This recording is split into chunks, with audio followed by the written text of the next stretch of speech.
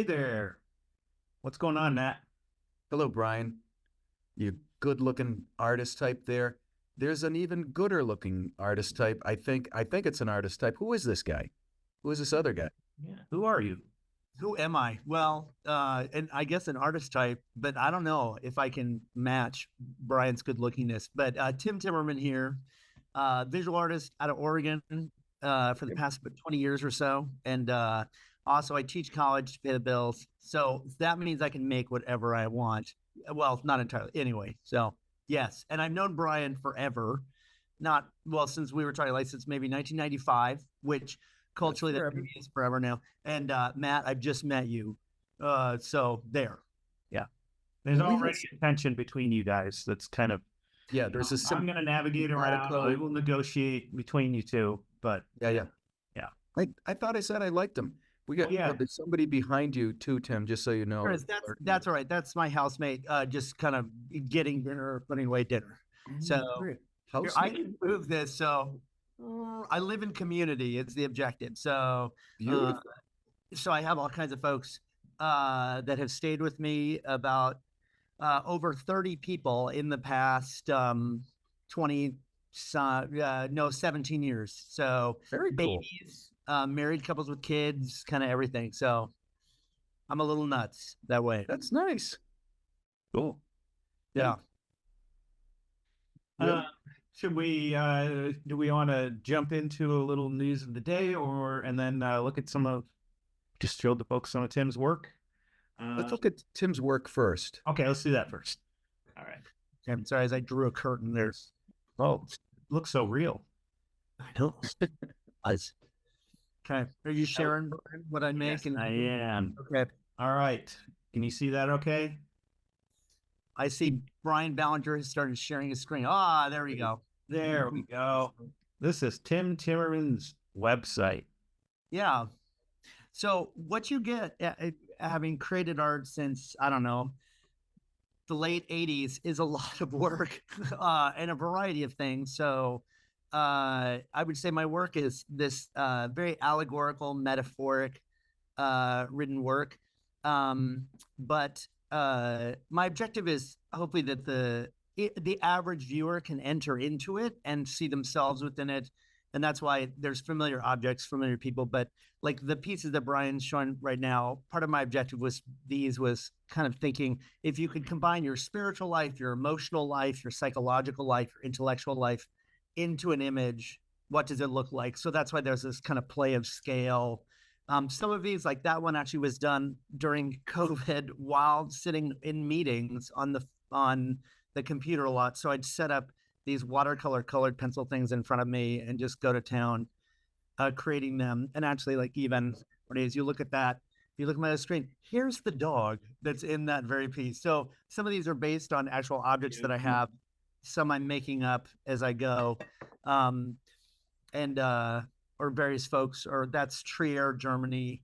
And some of these are personal. I want to say this one is kind of in that. I have a buddy who's my exact age who was found dead in his home in Germany.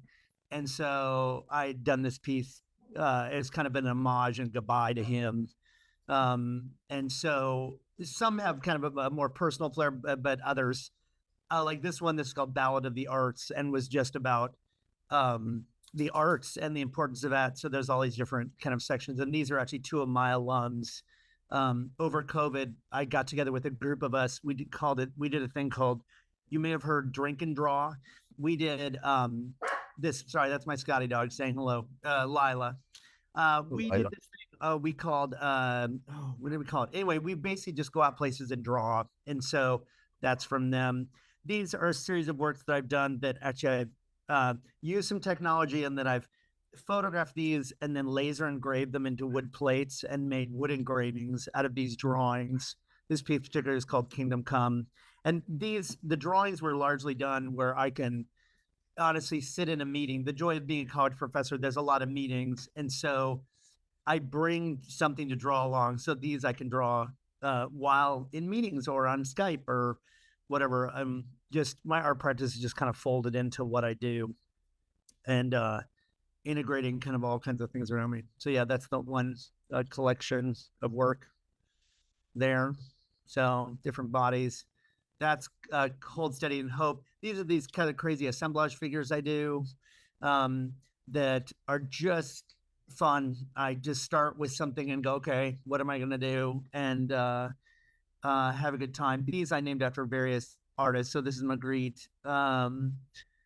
And that's Lichtenstein, because Roy Lichtenstein worked from comics and they're funny. See how this works? But then there's also these crazy like 3D works that are kind of a play with the picture plane and such in here.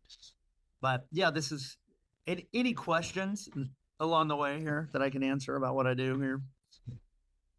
The previous images had kind of a like a dreamlike quality to me, and also they look like almost Wow, that's beautiful. Almost like personal tarot cards. Huh. Good to see. Yeah. You know, that kind of, because you talked about spiritual and material, and so anyways, yeah, that's these are have real delight in them. Thank you. The play is like so evident. Yeah, I'm guessing that you enjoyed making these too. Like you didn't you weren't, oh, the suffering that I'm going through and making these beautiful images. They're, and the palettes too in them are delightful. Thank you. They are. These were a lot of fun. This guy is named Sticks, and if you notice, his arm is an old pickup sticks container, and so he has a compulsion to pick up sticks. So he's carrying his pickup sticks. This is pretty big. Yeah, he's a big fella. Yeah. And he has like a banana for a head. So he's like 2 to 3 feet. Yeah, I mean, you could see the little shovel that's for his arm. That's a little play sand shovel.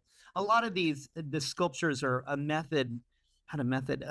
What's the term? Like, it's an exercise in how to attach things so it works. So like stringing wire through the pipes that are the arm of this fellow, so that then I could hook like tin hands, or how do I attach something so it looks like it's an integral part of the piece. Yeah, I teach sculpture and painting, and so that's something we talk a lot in class, of kind of how to attach things well. This, actually, you may recognize this head was in one of the earlier pieces, Matt, one of the black and white pieces, because this character's crying in one of the black and white pieces, and there's another head behind him. So a lot of the sculptures, originally the sculptures happened because I wanted to make something to do a painting of. And then I found people wanted to buy the sculpture I made, for the few people that bought work. But anyway, wanted to buy this sculpture from the painting, because they also had bought the painting. And I said, oh yeah. So then the sculptures ended up being a thing in and of themselves. As well. So but like this one, there's these is like maquettes in order to paint from. Yeah. Okay. Yeah. Cool. Beautiful. Like models. Yeah, and similar to the bigger narrative pieces, I mean, they're all based on stories. This is called Tender. So he has this Pate Bear head that I actually made in glass, and then he has these little animals that he's like tending to. The bone I found out in the desert, so I just used it from some critter. But yeah, so it's similar to the earlier pieces, the Hold Steady and Hope pieces. There's a narrative. This is a bigger fellow too. There's a story behind all of them. So one thing that I just love about your work is the intention that you have behind it. Do you figure all that out before you start it, or does some of that evolve as you're making them? With the assemblages, it's a little bit of both, in that like this one, I had an idea, and I had that tiger, and I was thinking about the idea. I think we all know people like this that are like, oh, I'm really troubled by this. Oh, this is a really difficult thing in my life.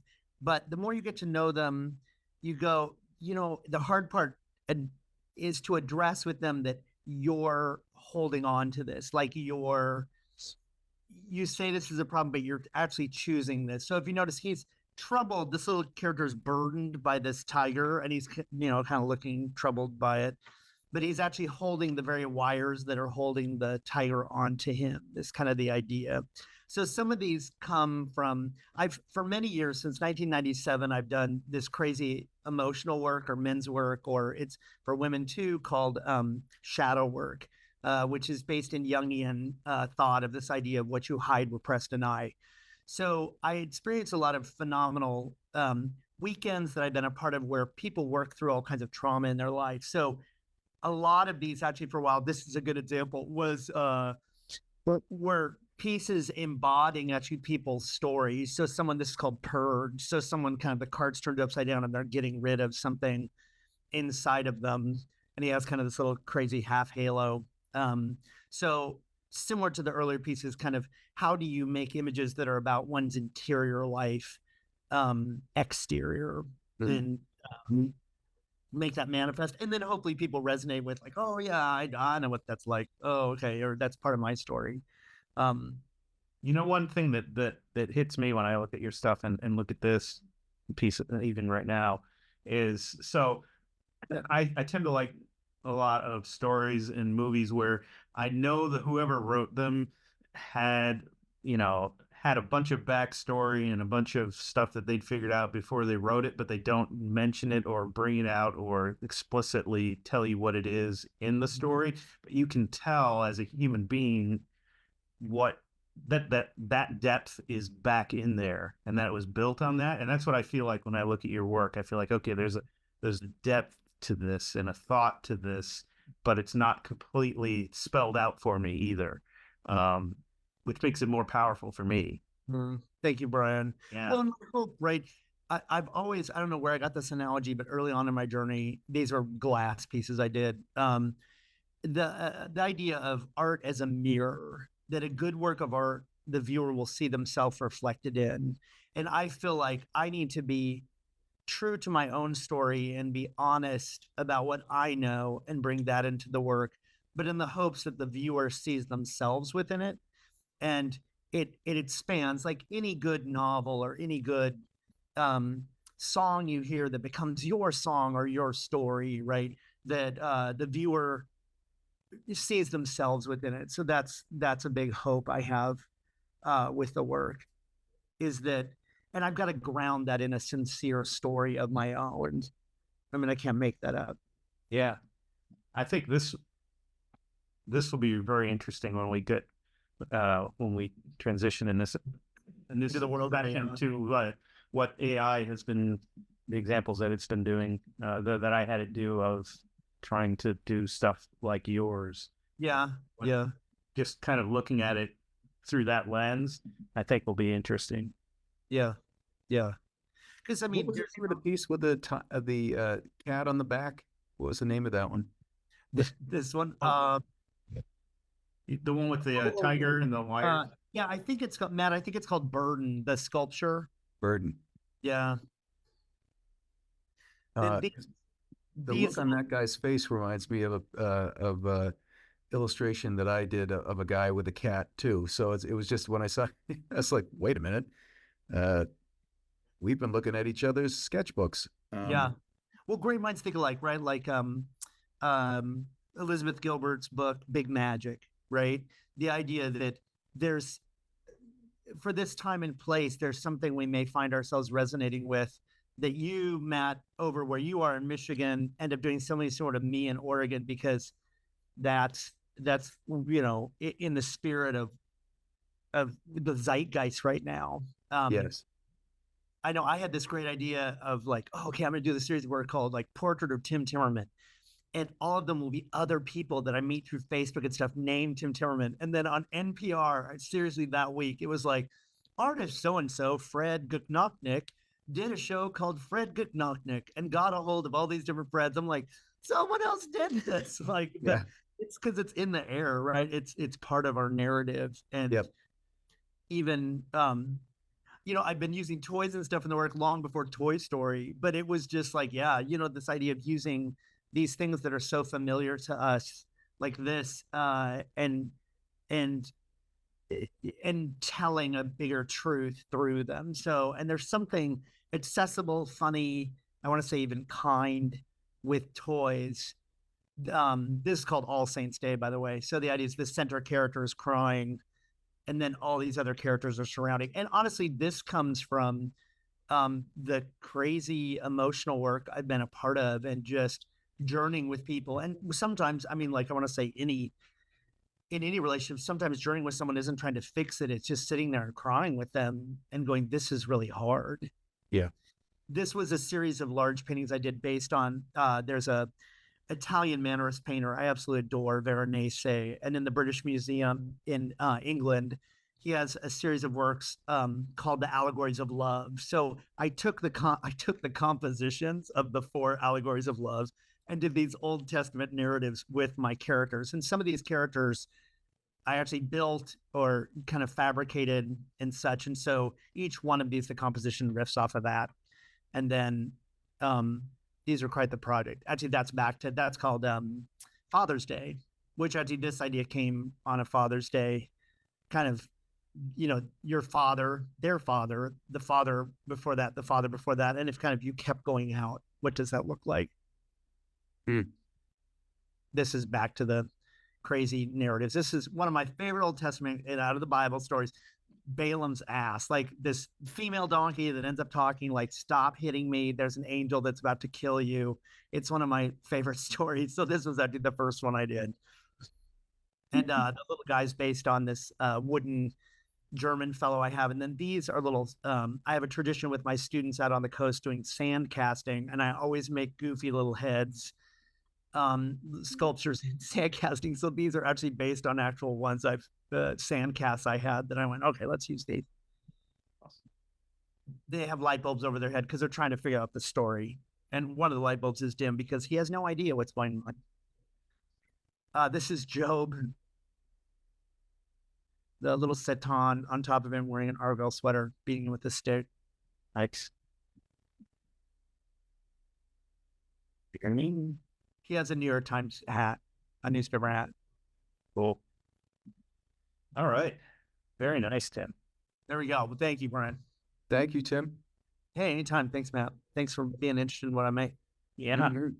So, do we want to do a little news of the day, or do we want to jump into news of the day? News of the day. Okay. I want to know what's going on in the news of the day. Okay, this is going to be a quicker one, I think, probably. But so NVIDIA announced. I'm just going to share my screen again and play this video and then talk over it, because we don't have time to watch a complete TED Talk right now. And the quality of it is, there we go. So anyway, NVIDIA announced that they've got something called foundation agents. And those are, it's AI where they are letting it play around in virtual environments, and figure stuff out itself. And so one of the things that they do is, well, are you guys familiar with Minecraft, the game? So yeah. So they'll put an AI in Minecraft and let it play, and then as it plays, it writes new code for itself to gain new abilities. So it's kind of like writing and evolving itself and learning how to interact in this environment. So it's kind of a twofold thing where it can write itself new code and then gain new abilities based on what it sees that it needs, and adapt to a new environment without having like pre-made skills for itself. So the application of this is that then for robots in the real world could then learn from the real world and get new skills without having, like human beings do. So if you had a factory robot that was doing stuff and then it had to manipulate a new object that was a different shape than what it had been developed to use, it could learn and write its own skills and code into itself so that it would then be able to manipulate this new tool or this new object. So is it doing it in real time, like quickly? Yeah. Wow. Yeah.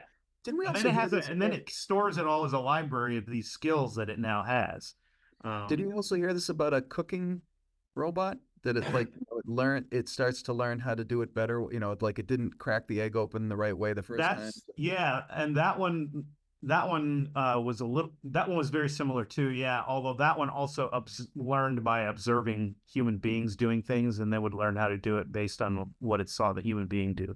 So if it didn't know how to make coffee, it could watch a human being make coffee and then learn how to do it. This one, it's actually writing its own skills. So they put it in. So what they would do is they put it in Minecraft, like they're showing here, and it would play in Minecraft, and it would play and play and play and play and play, and then inevitably they would always reach a peak, and then it couldn't do new stuff. When they utilized these foundational agents, it broke open the ceiling, and it could just keep going and learning and getting better and better and doing new things because it's an open-ended world. And what that means too is they can train these AIs in, these simulated environments, and that'll help them become better when they're in the real world. So you don't have to sit there and have it do all this stuff in the real world and fumble around and stuff. It can do it on. Become better what? Become better, whatever. Yeah, that's yes. I always ask that question. Okay. Yep. So anyway, that's my news of the day is NVIDIA's foundational agents. Yeah. Okay. Can we hold that for conversation? Sure. Okay. Yep. All right. So we're going to come back to that. We're going to also show in a moment. I will keep the next thing a surprise. It has to do with Brian's art and Tim's art. I'm going to share the screen just for a moment here. So it's all about Matt. I got to show that piece that I was talking about before. So this is that illustrate, the piece that you showed, Tim. Cat on the shoulder. So this guy, for me, this piece was called The Dream Cat and His Submariner. So he's got a metallic hand to hold this cat that supposedly is his cat, but it's actually the cat is eating his hand, and that's why he's got to have a mechanical hand. And I wanted him to make, it's like he's attached to this cat. He's terrified of this cat, but he can't get rid of this cat. So that's why when you talked about it, I was like, oh, yeah, I know this. I know what we're talking about. I know that cat. Yeah. That's fascinating, Matt. Yeah. And what a wonderful allegory, right? For what in my own life is a cat that's eaten my hand that maybe I should let go of, right? Right. It's destructive, yet I can't let go of because who am I without that kind of aspect in my life? If I was conditioned to believe that I need to have that kind of destruction, I'm going to keep it around in one form or another.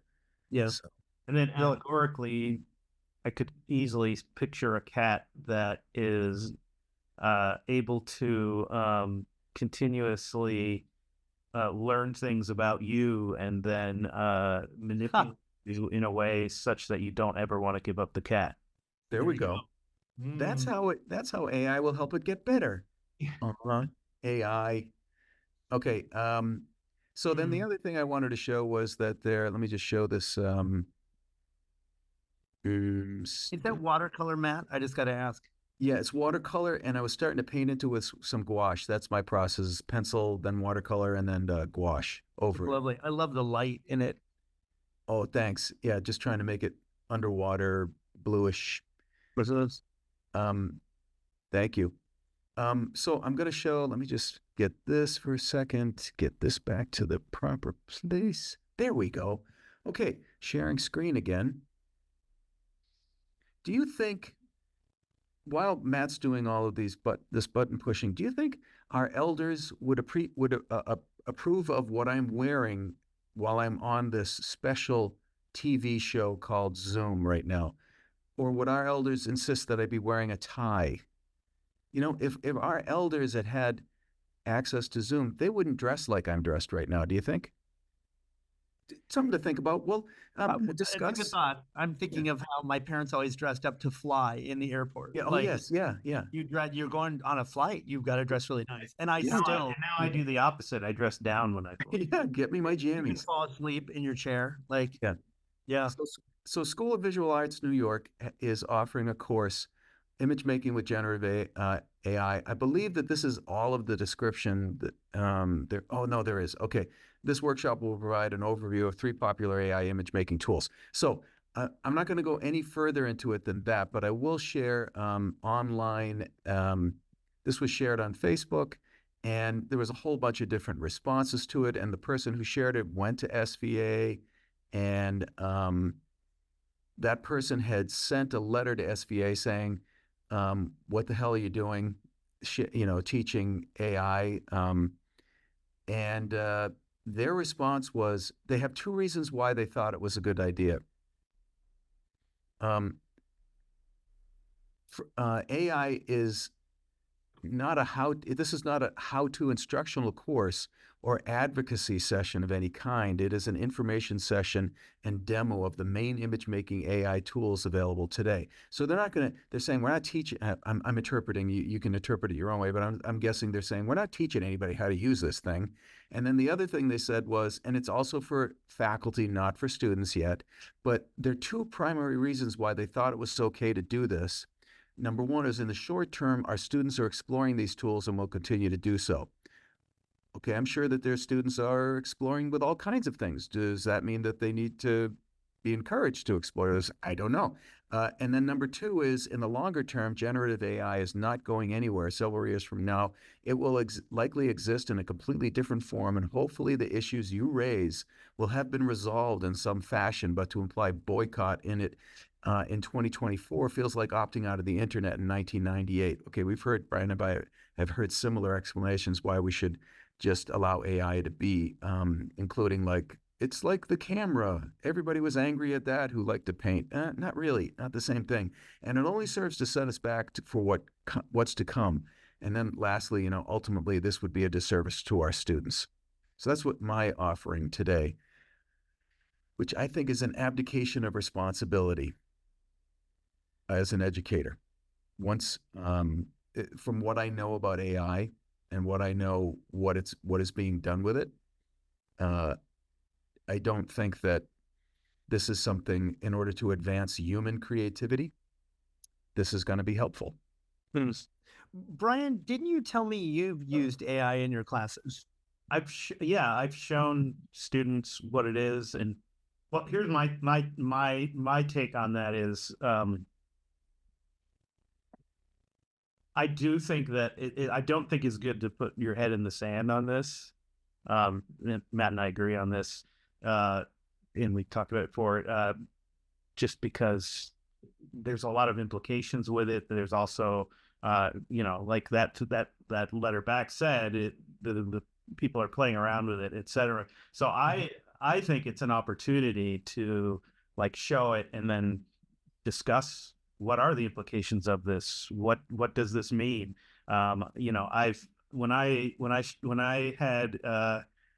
used it in one of my classes, it wasn't use this to do your assignment. It was, let's explore this and then let's see how we feel about it. And it was fascinating. It was like a little microcosm of showing the AI and to humanity and to artists in general, in that they were like, oh wow, that's amazing. Oh wow, that's so cool.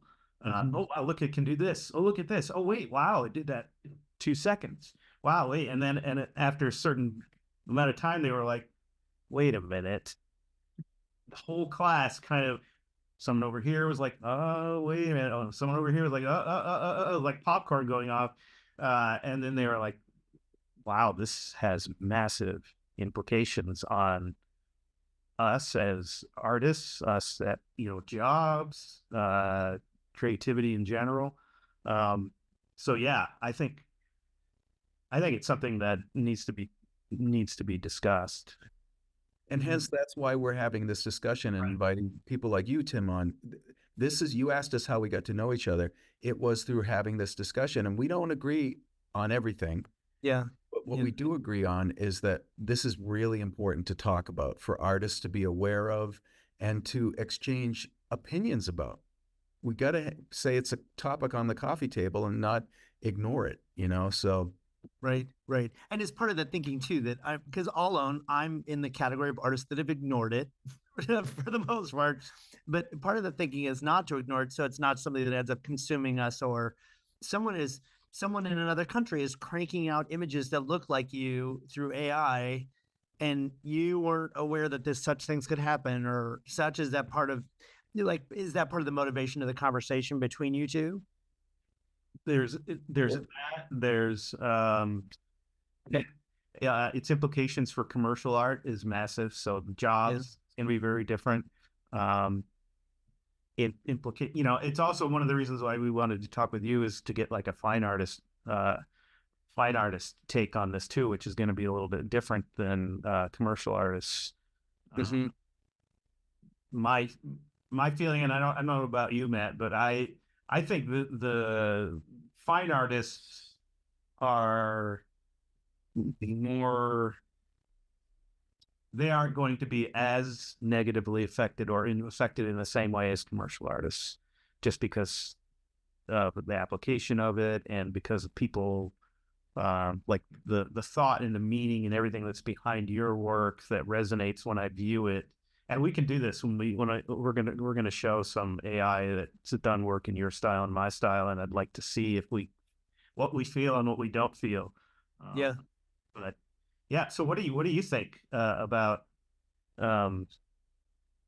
like how AI in being taught in art schools and that kind of stuff?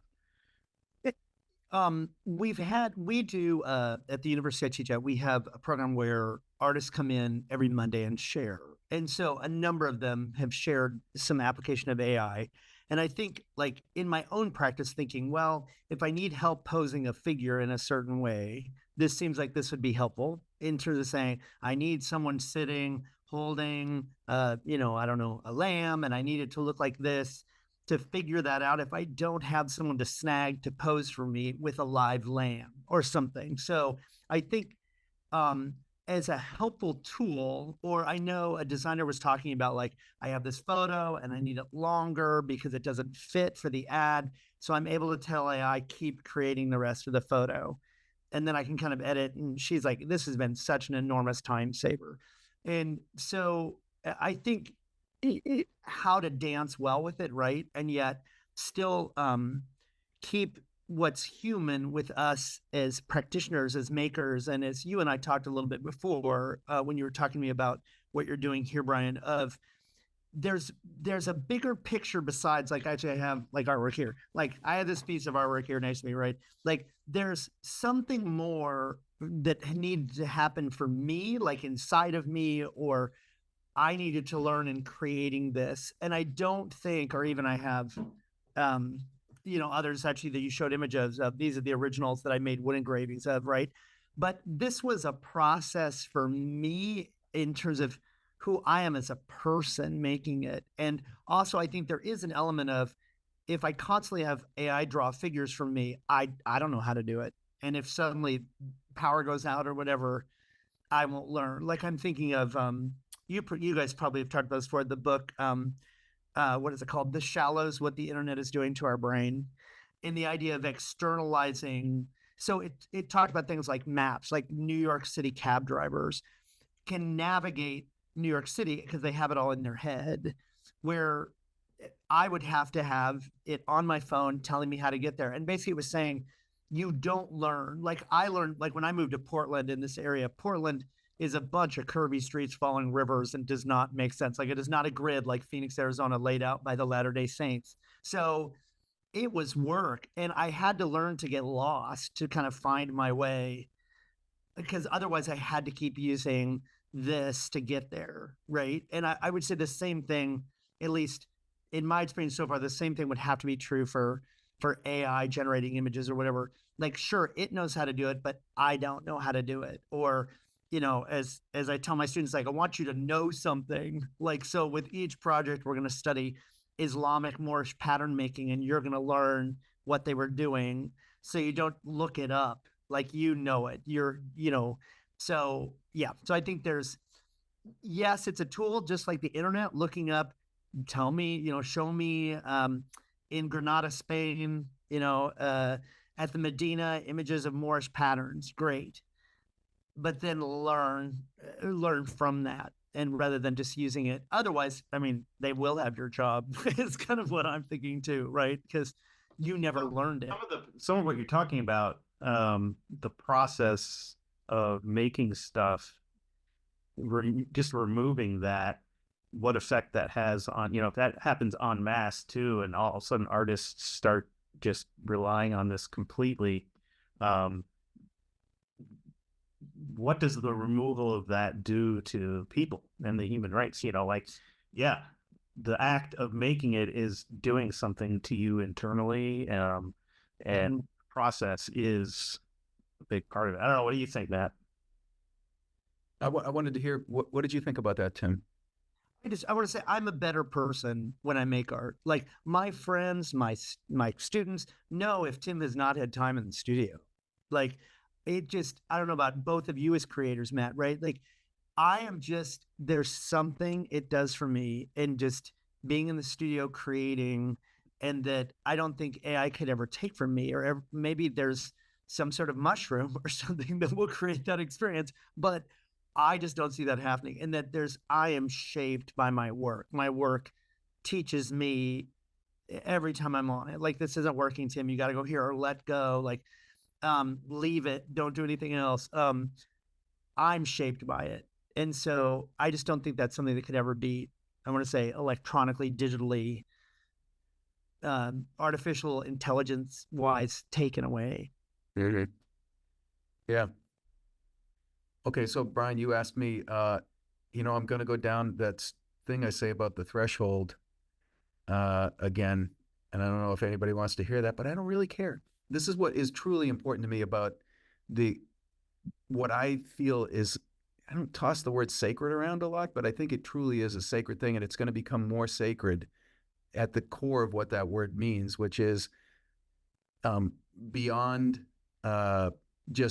it's as important as food and air, which is that work that takes us to the inner threshold where that creative thing happens inside of us. There's a doorway in there. Some people call it the muse is on the other side, and it's hard work to get present with that space and to be with it.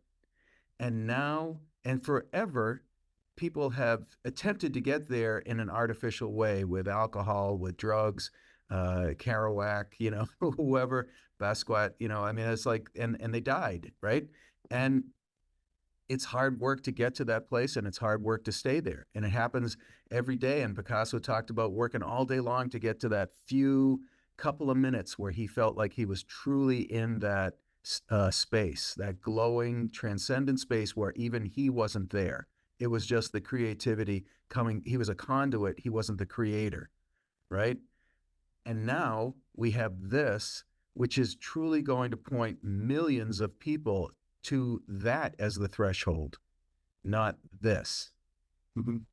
You got to go to AI to do this. And why I say this is because we've already heard this. I mean, it's not just that we've heard individuals. One of the things is, if we're talking about commercial art, I read that it's like $500 million last year, when AI really was kind of clunky compared to the way it is now, was taken out of the creative business. Right? Storyboard artists, character design, right? And AI. And as we speak, AI right now is the worst it's ever going to be. Yeah. And it can do it. And this is one of the other things too, is like, since when making art all about speed? Everybody's all I'm hearing is like, well, it did it so fast. Well, who gives a goddamn? I don't care about how fast it was. I don't care in those pieces that you held up for us, Tim, how long it took you. I care about what you're sharing, right? And right now, I'm hearing so much about, I could get it done. We can get a game design done in 7 minutes, and it usually takes a team of people 6 months. I don't care. I want human creation. I want to see that effort, that transformative stuff that happens inside of humans. And I'm just finding this to be really insulting, the AI movement. That's my perspective. Yeah. Yeah.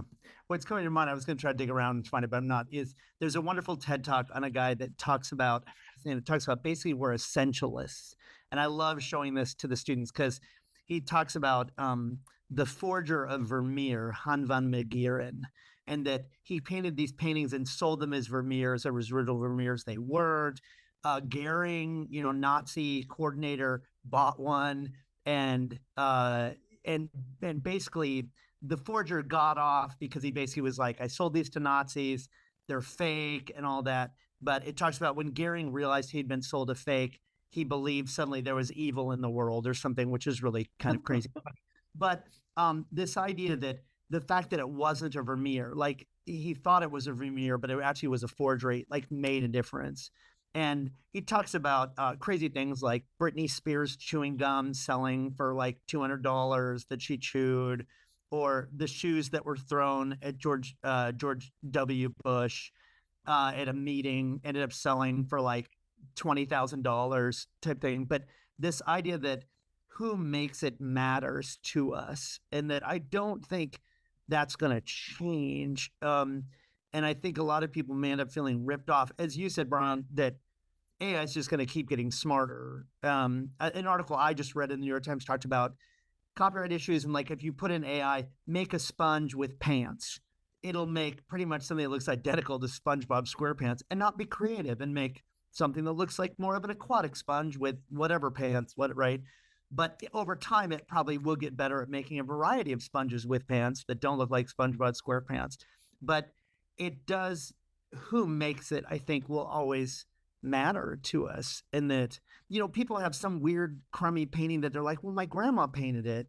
And I just love it because grandma painted it. And, you go to their house and you're like, not a very good landscape, but oh, well, but it's because it means something. And I think people want that Vermeer or that Alice Neal painting or that, Yaya Katsuma sculpture because those artists made that. And it's not a copy or duplicate by something else. So I don't know. He argued.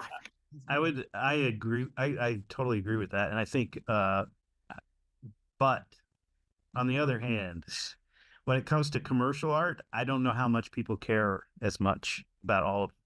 Some they probably do. Some they want to know, okay, this comic was illustrated by this artist because I like them or whatever. But when I'm looking at an advertisement or whatever, I don't know that most people. I'm wondering whether we've shot ourselves in the foot as artists so I don't know, like fully embracing commercialism and things like that. This is a little bit of a downside to that because it's not valued the same way.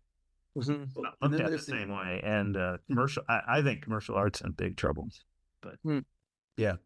And, so Brian and I have seen a lot of the advance. The curve has gone like this over the past 3 months. Mm-hmm. And so a lot of people come forward and say, well, I can really tell the difference. It's AI is just so this, that, or the other. You won't. Very soon, you won't be able to tell the difference at all. I don't think you can. You'll be able to make three-dimensional art too, painting, sculpture. And so, it just won't matter. The thing that's what's happening to me is it's changing the meaning of meaning. Mm-hmm. When we heard one of the people say, this is going to be to the democratization of creativity, I knew that George Orwell was in town and had a good talk in 1984 speak, because that is so much gobbledygook about what is happening. I'm not even talking about the theft of copyright. All right, that's a train that went out on the station a long time ago, right? But there's so much theft going on in this thing, and people are talking about it as if, well, when people learn, they borrow from other artists and imagery, and don't you look at photographs, and as if AI is a sentient being.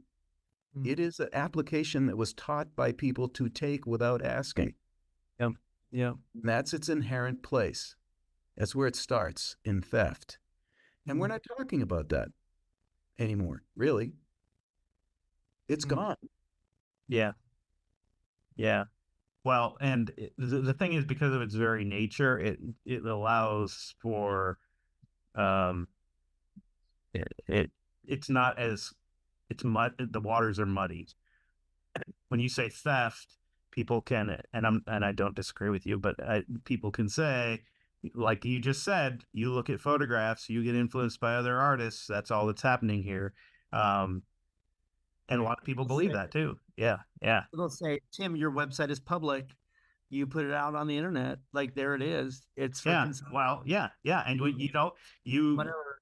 yeah, and you look at other artists and you've been influenced by them, but as Matt was saying, you're a human being too, and this is, yeah. What do you want to take a look at some of the pieces that Sure, but yes. Midjourney has made? Some Tim Timmerman and Brian Ballinger.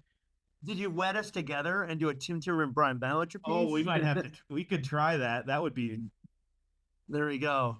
odd. And then we can, as I'm sharing these things, we can just talk about kind of that, whatever it makes. So you're going to be able to tell what it's looking at of yours to make these pieces too. I'm curious because a year ago, never mind. Wow. Okay. Mhm. Okay. So That's really weird. I love how it looks like it was photographed the same and has the same palette and stuff. yep. Wow, it looks like these they have more of an Africa influence. And actually, this person can carve much better than I can. Mm-hmm. Like, look at the nice carving on this. Yeah, that is excellent. Mine isn't carved that well. Yeah. It looks like a gecko. Anyway, these are all hilarious. I love that you worked off the 3D things. Oh golly. Okay. I know. The smaller paintings was what I was looking at. Okay. Yep. Oh, huh. Okay. Huh. Wow. Okay. It's curious. Like the last time, I can see what they're riffing off of, Mm-hmm. but also I want to say this has nothing to do with my work. Isn't that fascinating? Like when I look at this, I'm like, yeah, that kind of looks like Tim could have made that. And then it's like, but there's no Tim in that, or there's no that depth and the intention that we were talking about before. Yeah. Yeah, it's interesting. Yeah. Yep. I can see this because the sleeping figures I did. Yep. Actually, I'm curious. I have one of those with me. I showed you earlier. It also, I mean, it'll fix this. I'm sure over time. Digital looks digital still to me. Like it has a hard time. Like Matt, I'm thinking of you with watercolor. Digital has the darndest time trying to look like a watercolor. Like, I teach illustration and they do digital stuff and they can get some wonderful effects, but watercolor is the one thing I feel like I can't. Yeah, they can't do watercolor with even like Procreate is just a big old mess. Yeah. That application. It's very interesting. I can see totally like the sleeping figures I did, like how it's riffing off of that. Whoa, this isn't me, is it, Brian? No. I can see what it was looking at of yours. But yeah, no, this one it doesn't like. That's crazy. I mean, because Mostly from the so like if you look at your one where it was Balin's ass one. Yeah. So I can see how it was influenced by that subject matter. So Brian, Yeah. did you submit one piece at a time as an influence for each one of these pieces, or did you submit multiple pieces of Tim's? I pointed it to his website. Wow. Okay. So yeah, but then I wrote in the description, like, so this one I would have said something like a piece in the style of Tim Timmerman's assemblage or whatever, or like the sculptures. I would say a sculpture or a watercolor colored pencil piece. Wherever it found all these objects, I want to know where it's shopping. I mean, those are really lovely. Yeah. It's shopping on the World Wide Web. It's shopping Yes, it from is. all of human Everything, everywhere, all the time. You know, it's curious. How to put it? Like the lack of substance or the lack of heart. Like I talk to students about this a bit with their own work. Like the objective of an artist or visual artist is to get someone to spend time with it. I say it's an arrogant act to make a work of art because you're asking, look at me. Like, and people have lots of options of things to look at. But once you get them looking at it, then you're inviting them in to whatever conversation you want to have them thinking about, like how to care for the poor or what's going over on in Gaza or beauty and the gift beauty is in our life or whatever that is. And what I'm struck with these is all of them visually catch me. Like I'm like, this is interesting. But then once I start looking at it, um it's it's like a random internet collage or whatever. Like, okay, I see what it's doing. And it doesn't, there's no heart to it. And maybe it will get to a point. I'm thinking of the movie AI, right? Where the Kubrick, where you create a little boy that actually can love. Maybe it will get to a point where it can have some sort of heart behind it.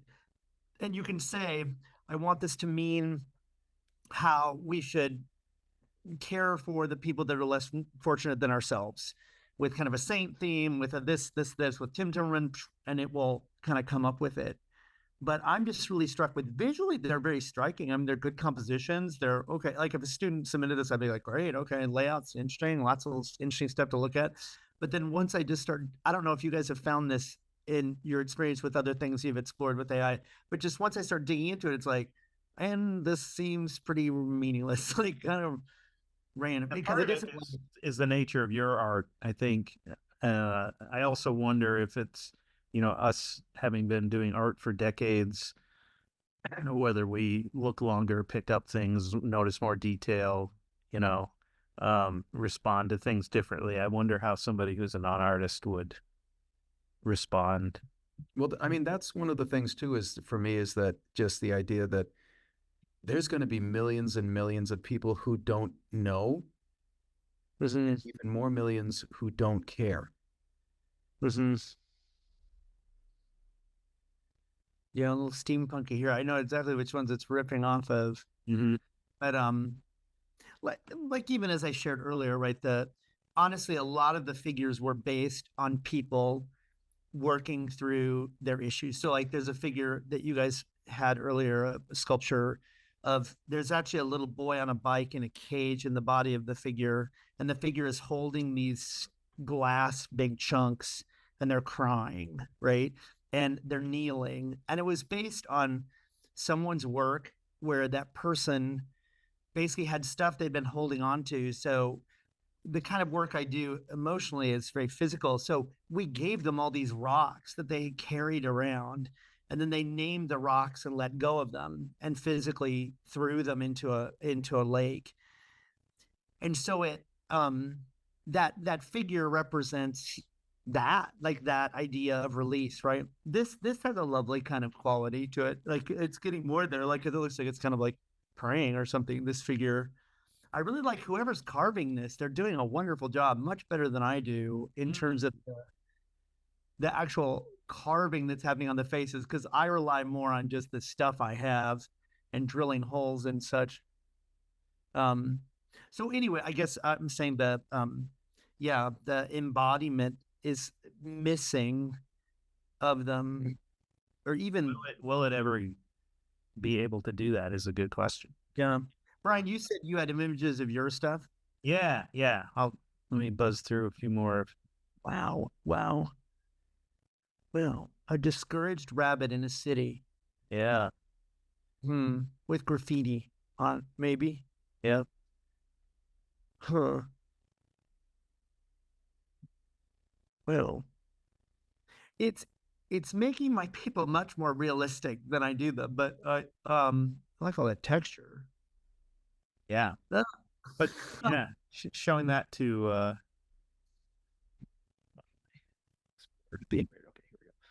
yeah. How many people would look at that and be able to I don't even know if I would be able to look at that and say that was AI and not a person. But I would be able to look at it and tell that it didn't have the same resonance that your work has. Now, I was, my opinion is it was not able to capture my work. Mhm. Again, it can draw better than I can, but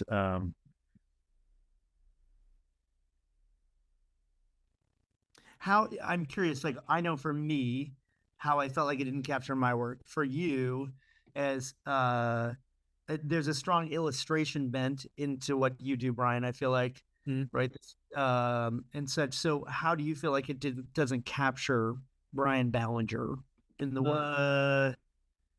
Well, for one thing, I'd never do my eyes quite like that.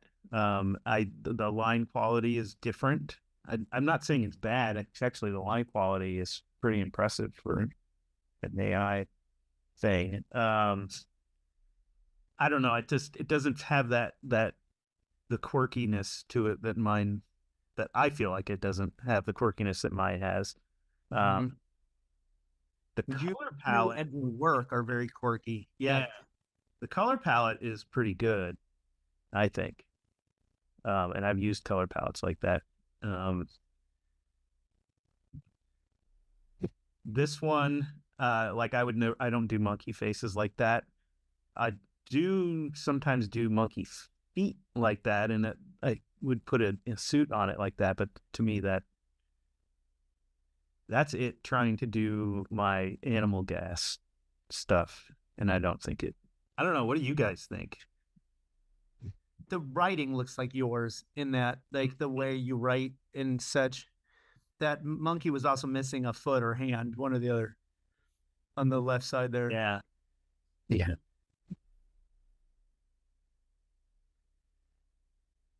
But again, These don't feel like your work, Brian, no, they don't, do they? at all. And I'm wondering, What happened to AI? Was it having a I don't know why it's not able to do that as well. Like I feel like, looking at the stuff that it did of Tim's, if I looked at it and then, I wasn't really trying to get meaning out of it, or like looking at it closely, you could fool a lot of people. I mean,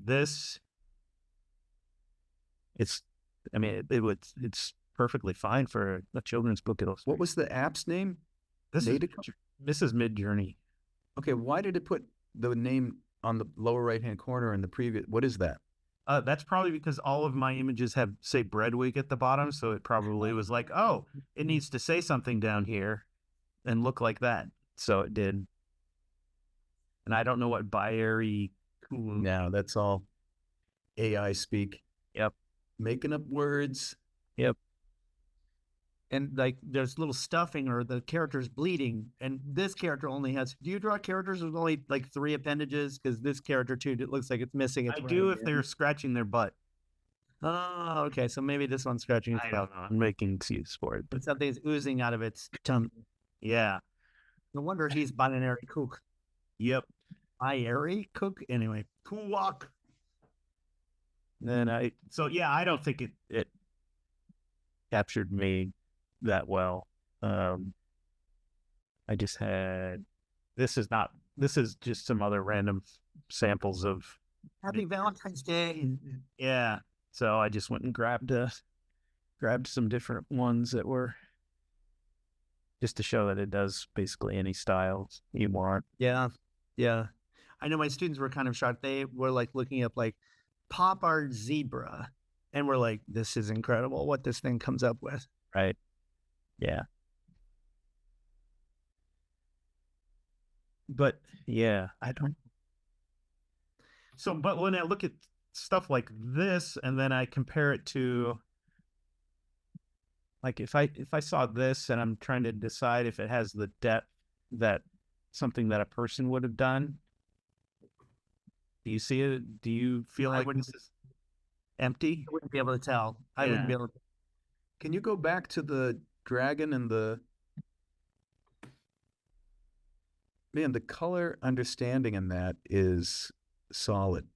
Yeah, the lighting is amazing. Yeah. And And wouldn't there be some illustrator out there though saying, "You stole my thingy"? Like, oh, yeah. Oh, agree. it's learned from yeah, but it's But it's not stealing, Tim. see again, it's not like It's grabbing pieces and learned. compositing them. It's just it's learned, and it Okay, look at the character's shoulder on the left, not its right shoulder, but look at that blue in there. yeah. That is fascinating, and it's got value.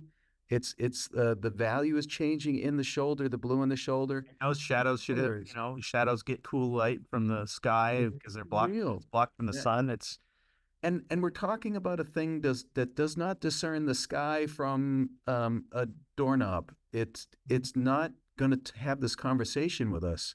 It's just taking billions of examples, and doing its best. And pattern recognition is a big part of it. exactly. It recognizes and sees. Yeah.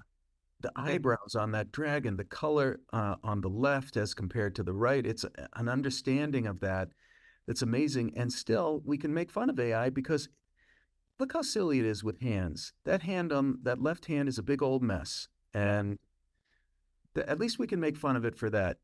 Take that, AI, you big doofus. Yeah. But for how long, right? Oh no, I could have it fixed. regenerate that in a second, and it would And it's going to come after me. I'm in big trouble for making fun of it. That was a lovely abstract cat yeah, wasn't it? and little girl. Yeah, Yeah, I that mean, was. that- They're there's- it's getting there's- better on watercolor there. I see charm in that, right? Mhm. Yep. I don't see charm in that There's necessarily. charm in that, but it's interesting. Well, I saw this on actually somebody posted the same thing on Facebook, and it's supposed to be woven, and it is. Yeah, it's sewn cloth. That was the prompt, you Yep. know. Hmm. That's crazy. Yeah.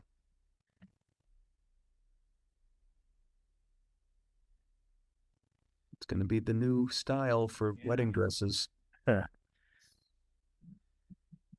I mean, that right there, that'll put an illustrator out of a job. Yep.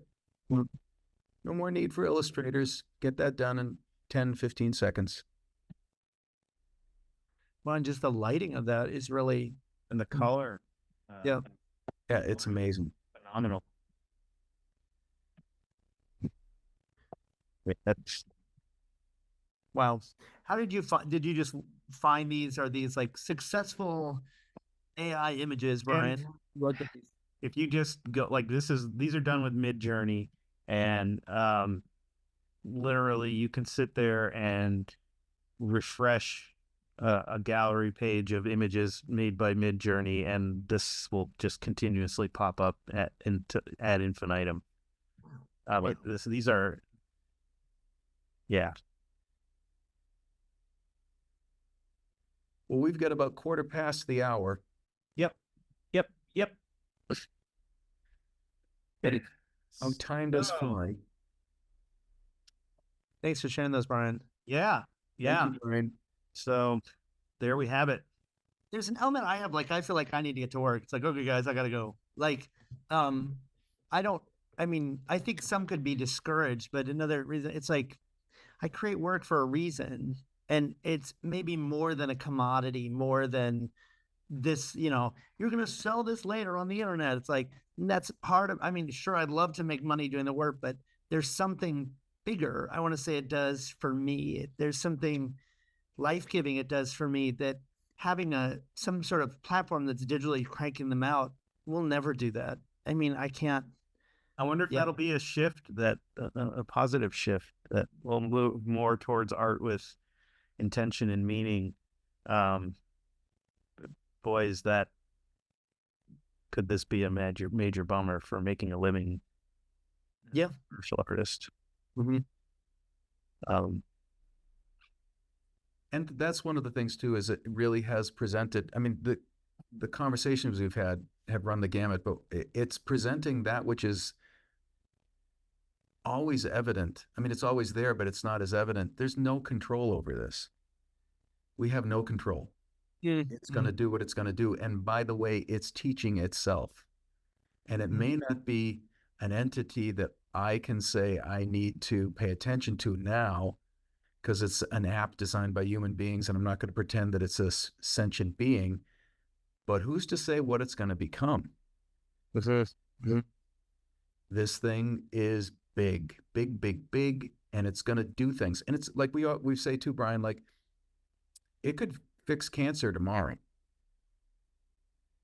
Right? Yeah. We're just talking about this small fraction of what it's doing. Right. The upside to this is the ups and the downs are like you vacillate between them because the upside could be incredible.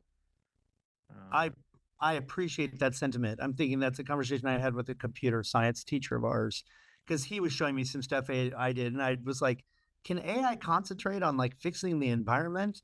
Can AI please concentrate? Like, who cares? Like right now, can we concentrate on like stop killing each other?